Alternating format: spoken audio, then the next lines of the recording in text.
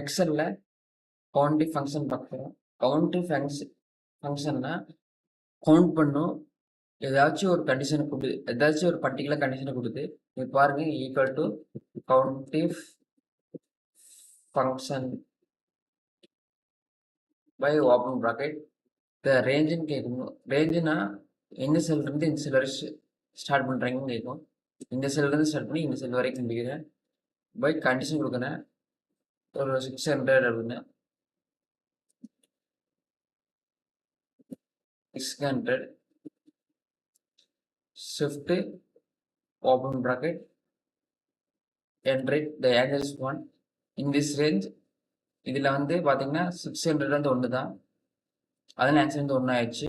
இப்போ பார்த்தீங்கன்னா மறுபடியும் ஈக்குவல் சைன் கொடுத்து கவுண்ட் இஃப்னு கொடுக்குறேன். கொடுத்து ஷிஃப்ட்டு ஓப்பன் ப்ராக்கெட் கொடுத்து ரேஞ்ச் செட் பண்ணிட்டேன். இந்த செல் இருந்து இந்த செல் வரைக்கும் கொடுத்துட்டு கண்டிஷன் கொடுக்குறேன் தினேஷ்னு.